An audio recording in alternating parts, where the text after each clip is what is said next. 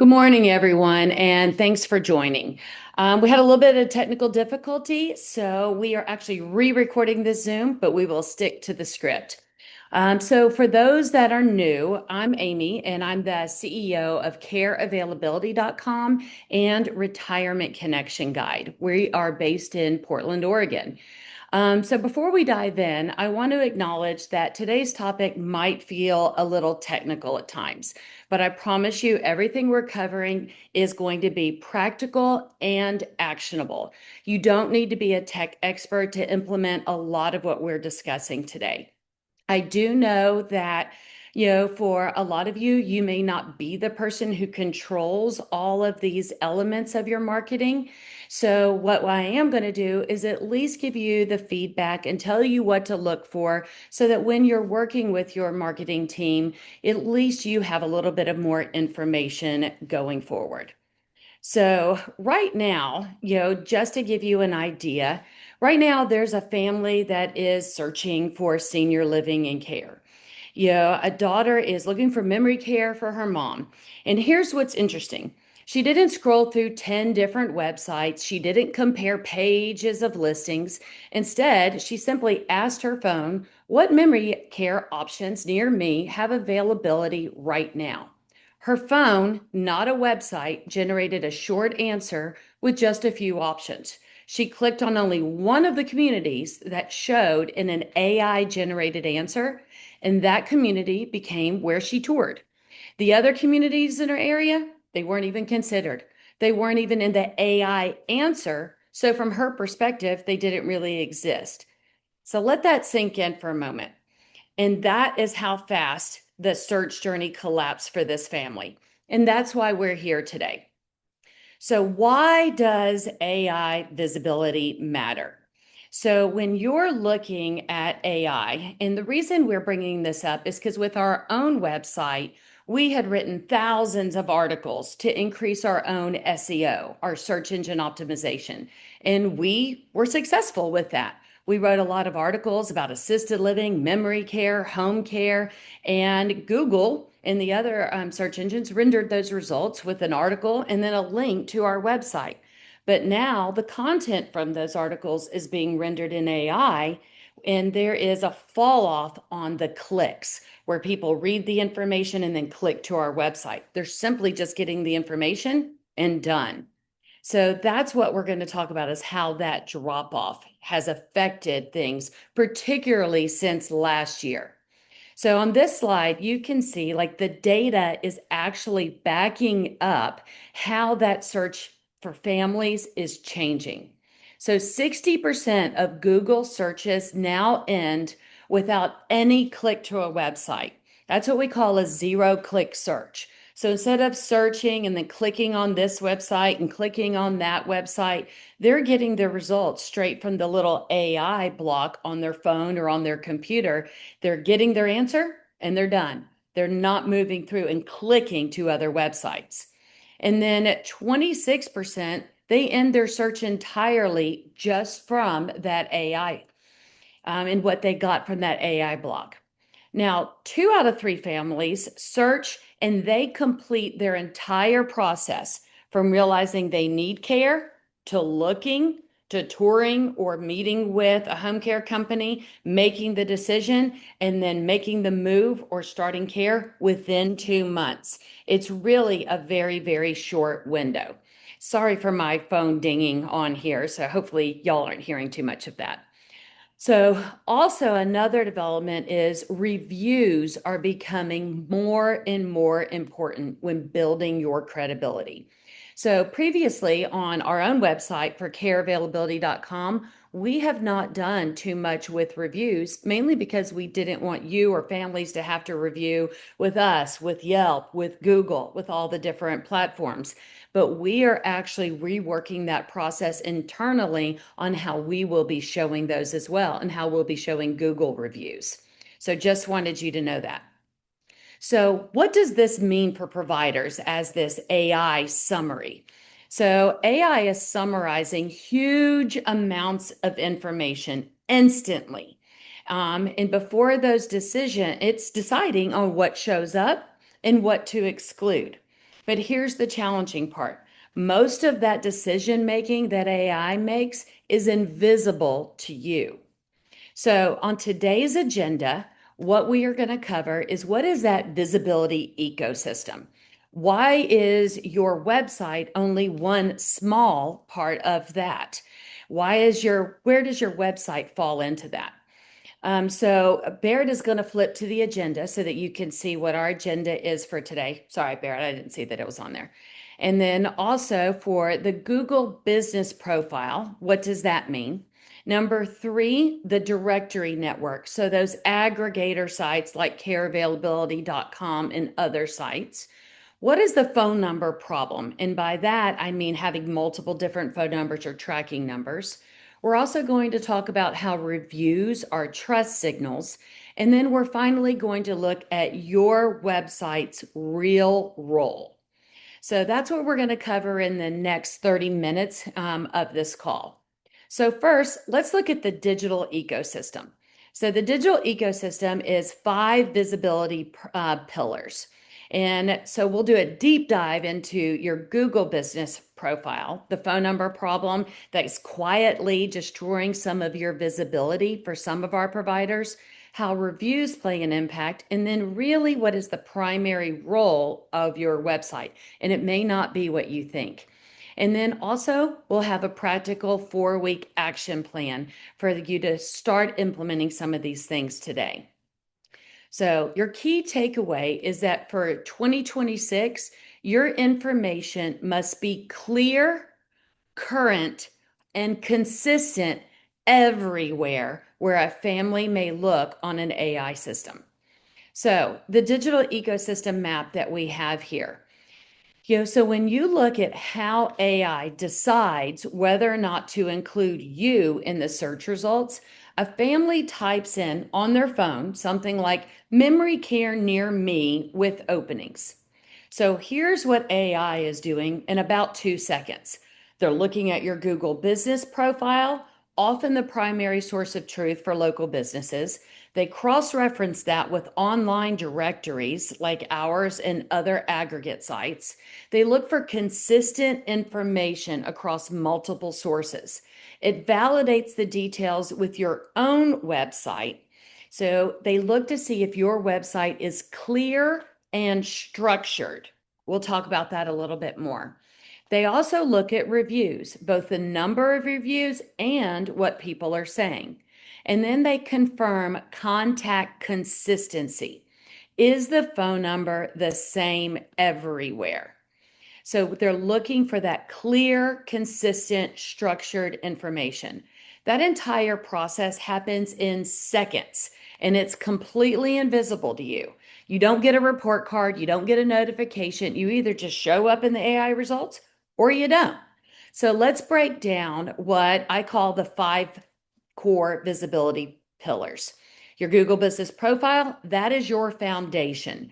Your directory network, all the different directories you show in, that's your validation layer. Also, your website, that is your detail source.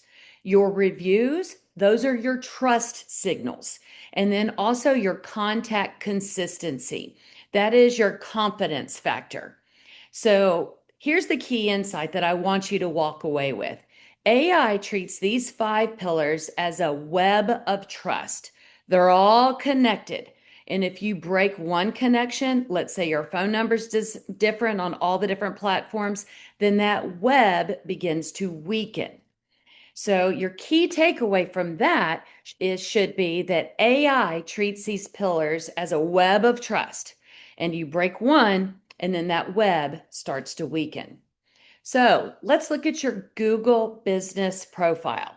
So if you were to go in and Google your name, over on the right side, you'll see your company. It may have a little bit like your name, your address, your phone number, your website, your phone number, call.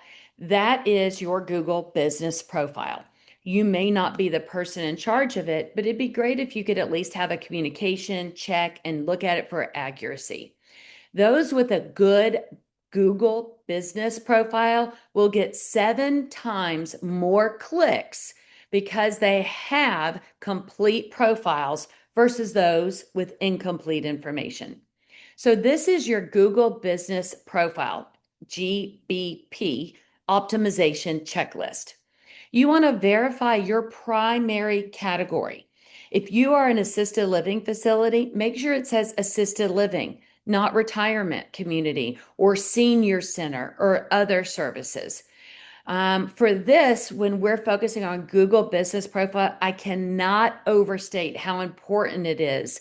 Your Google Business Profile is free and it directly feeds AI overviews. That is one of the primary sources that shows up and decides whether or not you are going to search or not. So, again, make sure that your category is correct. Second, you want to make sure that you are using your main phone number, never a tracking number on your Google business profile. You want it to be your main phone number. We're going to talk a lot about phone numbers in a few minutes, but for now, this can be one of the main visibility killers that we see. Third, on your Google business profile, you want to look at every single field in your profile. Your business description. First of all, do you have a business description? And it should be very clear with care level language. Don't say, we offer vibrant lifestyle, enriching activities. You want to say, we provide assisted living and memory care services in Bend, Oregon. Use very, very clear language with key words that are going to help you show up in those AI searches. Fourth, then your photos. It's ideal if you could have at least 5, but ideally 8 to 12 real photos, not stock art.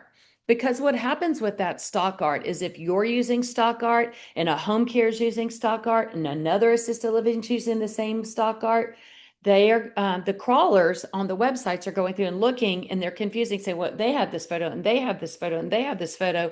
Are they related or not? I'm not sure. I'm going to move on. So you want to have real photos from your company and ideally at least a few from your specific location. Real photos show that you are an actual community or care provider and they perform much better than stock photography. And then fifth, you want to update regularly. Post on your Google business profile once a month if you are able to. If you get reviews, you want to respond to every review, even if it's just thank you. And even consider in your thank yous and when you're acknowledging them using keywords. Thank you. We're so happy our assisted living has fit your needs. I'm glad that you are excited about our activities department. We're very excited about our bingo and about our church service and about our pottery classes. Whatever they're talking about, add additional words so it can help. Even if you get a negative review, respond professionally. I'm sorry we were not able to meet your needs. I'm looking forward to following up with you in person, offline, and I do want to hear more about how we can do a good job. Something to at least acknowledge. Now, whoever manages your Google profile, if there's something that's fraudulent or something that's not accurate in a review, they can work to get that down. But even if you have negative reviews, it's important to at least respond. But your Google business profile is the first place that AI looks and directly feeds those overviews. So if you do nothing else, then optimize that page. Now, on the directory network, so there are verification layers for AI. So what we talk about with these online directories, whether you're using them as a marketing tool to get leads or if it's just another place, one thing that's great about care availability is like we do list everyone. So having a free listing on there is a validation source. So we pull the information directly from the state, your real phone number. So being on the site as an aggregator really does help you have that. And again, I am really, really sorry about all the dings here. So think about online directories as a validation, as a verification nod to the AIs. So what do they do and what do they not? So some of you may be thinking, do directories even matter anymore? So one, you're asking the wrong person, but also directories aren't about traffic alone. They are about AI validation, validating your existence, that you provide that service, that level of care at that location, and you reply at this phone number, and that is your name. They're not about traffic. Again, they're about validation. So when AI is evaluating whether or not to include you in a search results, it's cross-referencing multiple sources to verify, are you a legitimate business with accurate information? Think about it like references at a job application. One source might be wrong, but if five different trusted sources say the same thing, then AI gains confidence. So when you look at NAP, your name, address, phone consistency, you want to be as consistent as possible, as much as you can control. So your name, try to use the exact name everywhere possible. So rather than having Sunrise Assisted Living or Assisted Living by Sunrise or Memory Care at Sunrise, or Brookdale Assisted Living, instead of having it mentioned several different ways, try to be very consistent in your naming. I know a lot of our sponsors have a different name for their memory care. So maybe instead look at your mother name and say memory care, or the mother name assisted living and memory care. Try to have as much consistency as possible. Now, on your address, they are smart enough to see that street and ST are the same, but do try to be as consistent as possible. If you have a campus and you have four different buildings, maybe use one address for the campus for everything. Now, your phone number, try to use one consistent phone number as much as possible. And again, we'll talk about that a little bit more. Now, your care levels, describe them consistently. Pick your terminology and stick with it. So, we're going to transition now a little bit to that phone number problem. But remember, consistency across your directories builds AI confidence. That is why we actually pull the numbers for care availability directly from the state and we list your real phone number. So, call tracking numbers. That can be a visibility killer. So, this is one of the key takeaways for this webinar. So, I want to make sure we talk about when it can go wrong and things that you can fix. So, I do want to talk about tracking numbers, and I'm going to start by saying I completely understand why providers use them. We also use tracking numbers sometimes so that we can measure our return on investment for some of our marketing. We need to measure our marketing. You want to know what ads are working, what ads are not working. And your corporate office may even require that call, counting and listening to the calls or recording them. These are legitimate business reasons. But here's what's actually happening when you put call tracking numbers on your public online listings. And I want to make sure you hear this. This is what AI sees. So they are seeing many, many different numbers, across different fields. So you may have one number on Yelp. You may have a different number on your website. You may have a different number on an aggregator site, a different number on your Google business profile. And that is really what is sending a confusing message. Because when AI searches for you as a provider, it is cross-referencing all of those in a very few seconds. And if it sees four different phone numbers, it's seeing four different entities. And that could be fragmenting the results that you get. So the conclusion is, I can't verify this. So it has a low confidence. So that is going to keep you from showing up higher in their results. So that's why we call it your entity fragmentation. Instead of one strong unified presence, you're accidentally creating a weak, questionable profile, and AI can't really connect that with confidence. So let me give you a real example. There was a memory care in Salem, Oregon, and they had 12 different tracking numbers between online listings, different pages of their own website, and they weren't even auditing these. They just had them. Come to find out the number that they were counting for Retirement Connection was also the same as their Facebook. So they weren't even being counted separately. They weren't showing up in any of the AI overviews at the top there or in the Chat GPT results, and they were losing to their competitors. They fixed this one thing, just their phone numbers and their tracking numbers, to make sure that those were consistent in using their real phone numbers going to their main business line. 90 days later, and I want to be sure, they want to be clear, they didn't change anything else. But their Google business profile views were up 127%. Their direct website traffic also increased 45%, and their phone increased just by tweaking that one thing. Now, there are some places where it is good to use a tracking number, and you may want to do that. These are your safe zones. This is where it makes good sense to put tracking numbers. Things that are paid advertisement, Google ads, Facebook ads, LinkedIn ads, things where you are paying for the advertising. Email marketing campaigns, when you're doing email blasts, that is to a specific campaign that you want to try. If you are doing a direct mail through the US Post Mail, so using things for direct mail, you can do that because it's printed. Also, campaign specific landing pages that are not indexed.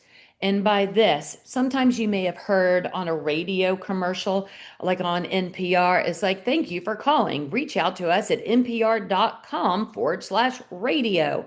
That is a page on their website that is not necessarily that you can't get to that page from a home page or main navigation. It's not indexed. It's a back page. You have to have the link to get to that page. In that instance, that is a really good way to have a campaign specific phone number on a dedicated landing page, not indexed on your website. Now, here are the danger zones where call tracking numbers could hurt your visibility. Again, already said this, but I can't say it enough. On your Google business profile, never use a tracking number here. Online directories, whenever possible, try to use your real number. On careavailability.com, we pull the number directly from the state. It goes directly to you. If you had a different number with the state for some reason, you have full control to change that. I know on some of the sites with caring.com or a place for mom, you may not be able to change it. And some of these sites do have code on the back end that essentially shows one phone number to the web crawlers and another one visible to the public. And that is a workaround on the coding side. I don't work for the other company, so I can't speak to what they do. But trying to have a consistent phone number everywhere you pay and have control over is the most ideal. Now, also on your own website, having your real phone number on your contact page, on your header, on your footer. And it is best that it's a phone number they can actually click on instead of an image that is not clickable. Also on your social media profiles, having your real phone number there, and also have your real phone number in your email signature. Even in my email signature, I've got my cell phone, but I also have my main phone number for my company. So let's look at the one phone number strategy. So Barrett's got this slide up here for us. So consistency builds trust. Trust earns visibility. So this is what we want AI to see. We want them to see one phone number everywhere. It's actually your real number. Try to use it everywhere possible. Track that attribution through your CRM, through your client relationship manager, however you are tracking. But people say, like, well, how am I going to know how they heard about us? Ask them. Now, some people it's a little bit awkward, and I know sometimes that's done with a questionnaire or it's done with something else. I used to work in senior living for years before I did this. I typically would ask, how did you hear about somewhere in the middle of my call or in the middle of my tour? I'm interested to see, like, how did you hear about us? And if they said our website, I would say, like, oh, did you go directly to our website or did you search somewhere else and then end up on our website? I would try to drill down. If they said, I heard about you from my neighborhood, I'm like, oh, were you just driving by? Or did a friend or family member tell you about us? Or was it in the neighborhood paper? If you do it more conversationally, not only will you find that first lead source, but you'll find that secondary lead source as well. And that'll also help you track for better consistency. So, your phone number consistency is one of the single best ways that you can increase your visibility. And you are sacrificing a lot of visibility. You're actually sacrificing about 60% visibility to measure 40% of your marketing that may not even be tied correctly. So, it's better to just ask. But I do understand that sometimes these decisions are not always made by us, but we do need to make sure that we can measure and we are asking as much as we can. So now let's talk about reviews and how reviews are trust signals. So reviews as trust signals. So there's volume, there's how recent, and also how quickly you respond. So with those reviews, they're different than just what does someone think of you. They're not just about reputation management anymore. They are visibility signals. So this is what AI sees when it looks at your reviews. It sees a volume. More reviews equals established that you are established and trusted. Also, how recent. Are they regular reviews signals that you are a pretty active business? How often you respond? It shows that you are engaged and professional. And then also, are there specific details in the review? Are there keywords? Now, if they and the family members just said they do a great job and we love them, and maybe you reply, we're like, we are so happy that you find our assisted living to be doing a great job for senior living. Use some of your own words when you reply to them, and that also helps you with your keywords. So here's a simple kind of review generation strategy. So ask at the right moment. So if somebody has told you, I sometimes get emails and they will say, your site has helped me so much. Thank you. I just sent a link to my neighbors. I was able to make a list for them. I was like, I am so happy to hear that. Would you allow us to, use this as a review? And I'll ask if I can put it on my own site, but then I will actually send a link to make it easier to our Google Business review, Google Business profile so that they can leave it there. So after you've gotten some positive feedback, make it easy and send a link. That's a great time to ask. Say, we would love for other people in your same situation to have a similar result. And then also thanking every reviewer, even if it's not always positive. That means responding to those negative ones professionally as well. AI does see this as engagement. Even if you go now and you look on your Google business profile and you see that you've got old reviews, you can still go back and respond to those. Your reviews stay in order when the review came in, not necessarily, not at all, actually, when you reply to them. So I actually saw one recently that I missed about a year ago. I still went in and responded to it. Now let's talk about your website's role in your marketing and on how you show up kind of in this vicinity of AI.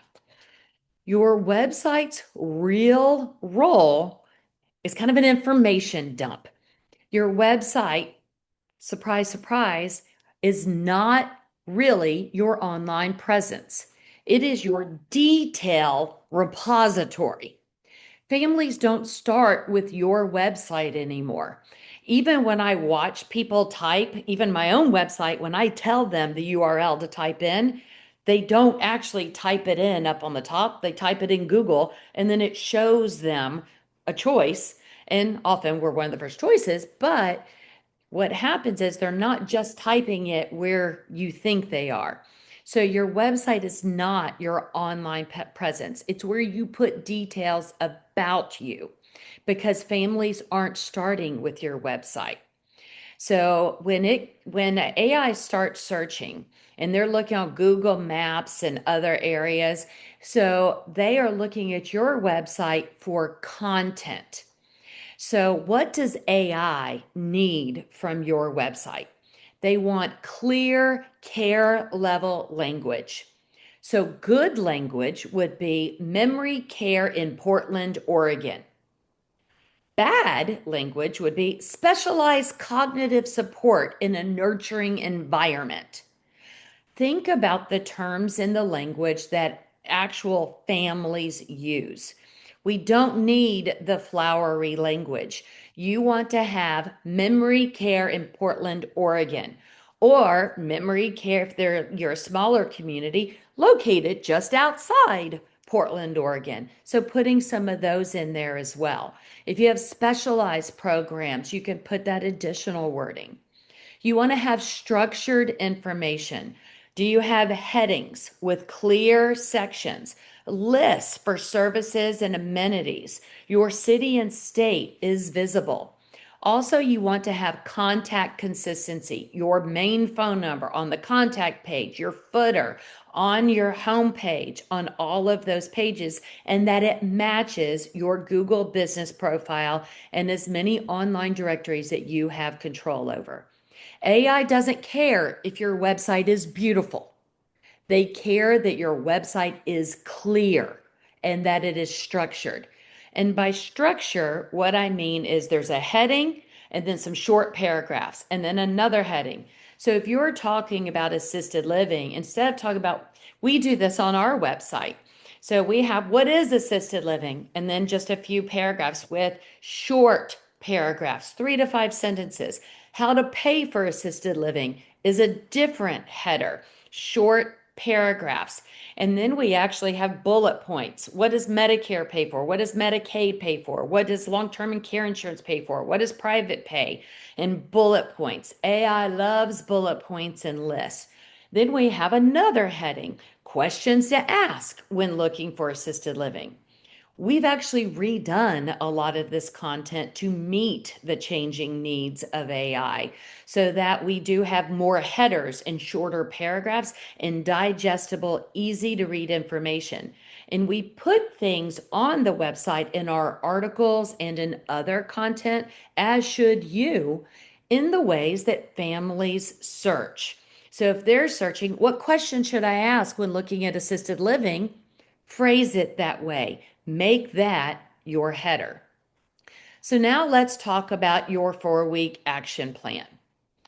So this is a takeaway. So put your email address in the chat box for those of you that are on here live, and then I will email you this action plan so that you have it kind of broken out over the next 4 weeks. But I want to give this to you in kind of digestible sizes. So you have like week 1, week 2, week 3 is what I'm going to send you with like a checklist that you can mark off. But for week 1, let's look at your high impact, easier to do, that's not going to take that long. So I want you to Google yourself. Type in your provider name and city and see what shows up. Do you see multiple phone numbers show up in multiple different locations? Look at your Google business profile when it shows up.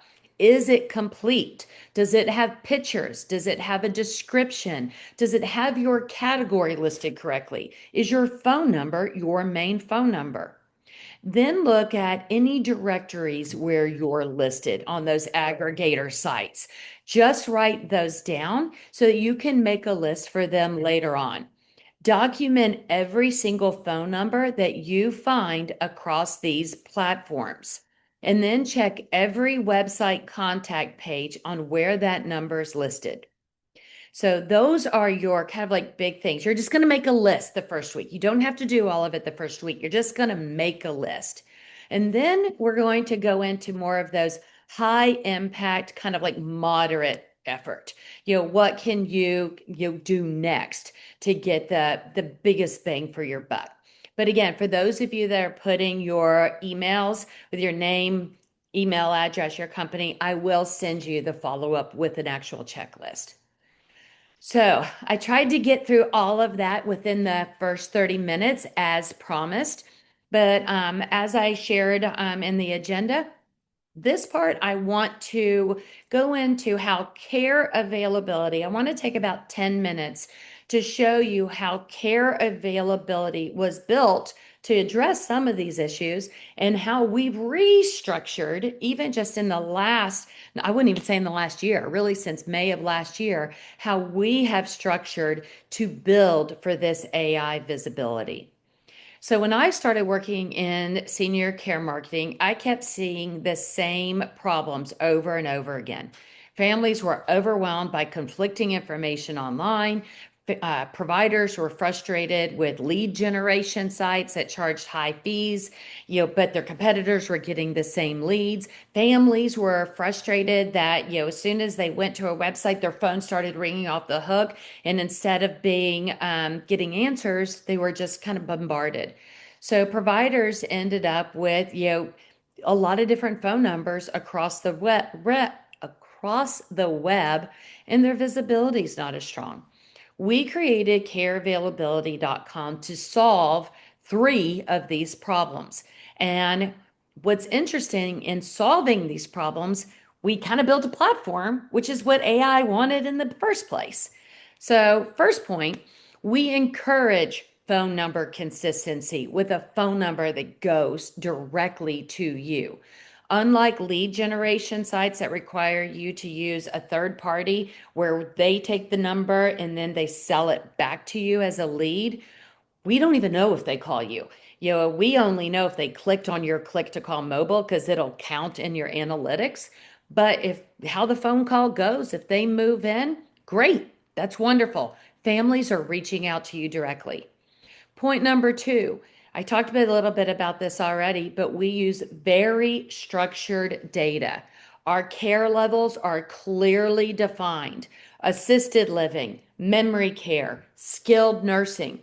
We even changed recently how our articles are written, and we're in the middle of an even bigger update right now on how the URL for the address for those articles is going to be rendered, what data is the same, what's used over, what is unique to every single article.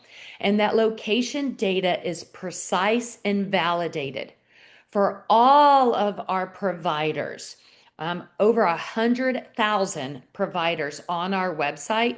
We pulled the list directly from the state licensing, cross-referenced it with Medicare, and then we actually put in with Google the longitude and latitude for the address so that it can be searched. And point 3, we are a validation source for that AI trust. We are established, neutral, comprehensive. Those are the things that AI sees when it cross-reference for consistency, and that builds confidence. So by being listed on our site, whether it's with your free basic listing, you are still being validated. Now, for those who have chosen to upgrade, and so the upgrade with us, it is a flat fee once a year, $1,000 for the year. No, you don't pay for a lead. You don't pay for move-ins. We don't sell you leads. Families reach out to you directly. But for those who choose to upgrade for $1,000 a year, you can add up to 5 personal photos of your location. You can include your brochure. You can add your logo. You can add up to 2 videos. And AI loves videos. You can write a description. Some of our providers have a pretty short description. Use that real estate. Those are key words that are helping validate. Use similar language. Make sure that the first 100 words even matches the first 100 best words of your website. So you control your information with us. So all of those things come together on how our site was built to validate, to be consistent, and to be structured. So those are some of the things on why we built care availability the way that we do. So here's a a question somebody just asked, excuse me. And it said, like, if we're comprehensive, do we list everyone? So we pull the list from state licensing. Now, independent living is not licensed, so those are harder for us to find. If you are an independent living community and you are not listed, just email us at support@careavailability.com. And Barrett has put that address in the chat box for you guys. So just email us, and then with your certificate of occupancy, and then we'll go ahead and get you included. We just need something that proves you work at that location. Oftentimes, it's just your email address for us to validate that. If you are licensed, then go ahead and send us a copy of your license and we'll get you up. So some states do not require a license for home care or for some of the other support services. So that is why we may not have you licensed. Also, some states don't use the same terminology. They may license everything under assisted living, but they don't certify differently for memory care. So if you need to be turned on for a different level of service, just let us know. You can email us and we'll make that adjustment. Now, for professional services, realtors, financial planners, elder law attorneys, for those, we only list our paid providers because otherwise, our paid service partners, because there's really, otherwise we'd just be listing everyone. It's like, it's hard to know who to listen, who not to, and we do want to have a relationship with people. So Barrett's already kind of gone. So this week, here's what you can do. You can write down your name. You can go and make sure your phone number is as consistent as possible. Go to your Google business profile. Claim your listing on care availability. Your free listing is not going to, it's still going to be free if you claim it, but now you'll actually be able to add an email address in case somebody emails you. If there's anything that's inconsistent, you'll be able to change it. So get started today and take advantage of that. So I'm going to turn it over to questions right now.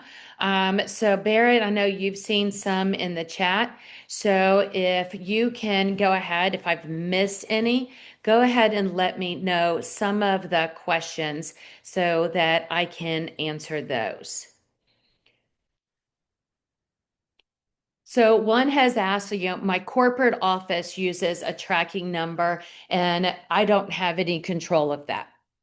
Feel free to send them a copy of this, like if you want to send them this, but that's something, if they are doing it on your website, just make sure that they on the back end have done what they can so that this is what's crawled and this is what maybe people call, because you can handle those differently.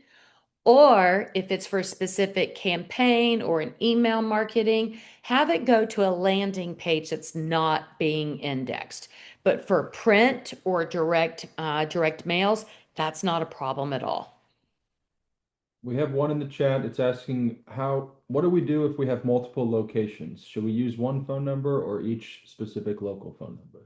Okay, so if you have multiple offices, like I can see that this is coming from Lanessa at a home care company.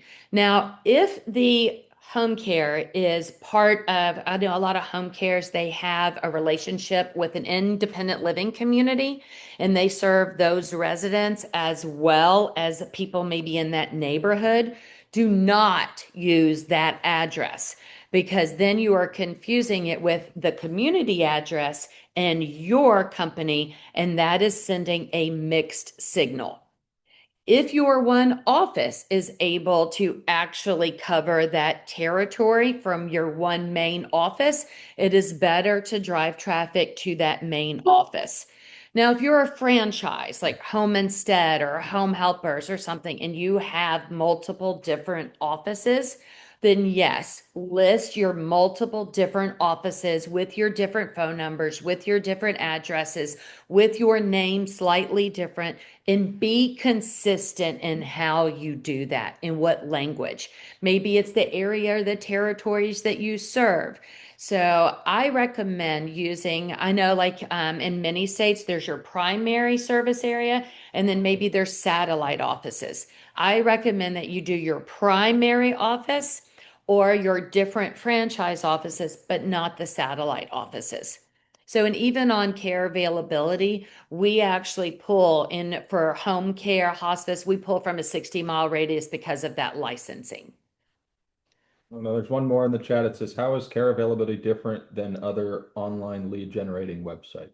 One, we're not a lead generating site. We are a validation source. And also, we wanted to build a comprehensive database with real phone numbers, and we wanted to take us as the middleman out of it. We wanted you to be able to get calls directly. We wanted when a senior reached out to you, that they were reaching out to you. If a senior fills out an online form, and we see it all the time because we're BCC'd on those, we don't get involved. The reason we're BCC'd is just if a community hasn't claimed their listing, we call and actually forward that to them, even with their free listings. But what we do that's different is like we don't monetize that relationship with the senior. We don't sell their information. They don't have to put in a phone number or call a tracking number or put in an email address to see the search results. They can see your information directly. So we list your real phone number. We don't sell seniors' data. We don't act as a middleman for your information. They are able to reach out directly to you. And then one more question from an adult family home. They have changed their phone number since they originally got licensed. How do they update that on care availability? So claim your listing. And then on the claim your listing, you'll be able to see where you can change some of your information on there. And if ever you have any trouble, you can email us at support@careavailability.com. You can also send us a message on our website through the contact form. Yeah, so we have all of that. So we're a pretty responsive group. And actually, when you send that, it goes to several of us. That's all the questions I can find right now. Okay. Well, thank you guys for joining. Really, really appreciate it. And like I said, for those, I saw several of you are asking for us and if I will share the slide deck and those. And yes, I will send that out. We had about 200 people RSVP for our January webinar that we did, and about 140 showed up. And the response that we got afterwards is actually what led us to continue this webinar. So this was our second one. It looked like we had about 100 people show up when we did this, when we initially ran it through. So look forward to doing this. We will always be doing this on the first Tuesday of the month at 11:30 Pacific time on the odd months. So that's January, March. Next one will be in May, and then we will continue it on from there. On the even months, we do a different type call that's really more geared with working with case managers at the hospital to facilitate smooth move-ins in and out. So I very much appreciate y'all's feedback that you found value in it in January. Made me feel good for being a student for the last little bit. So thank you, just so much for everything you've done. Will you quit sharing screen? Again, I'm Amy Schmidt with careavailability.com. So thank you, Kyle, for letting everybody in. And thank you, Barrett, for kind of like managing the slides. So I can't really talk and chew gum. And look forward to seeing you guys in May. And again, just so y'all have the date, it's always going to be on the first Tuesday of the month at 11:30 Pacific time. And that will be on May 5th. Y'all have a great rest of your day. Thank you.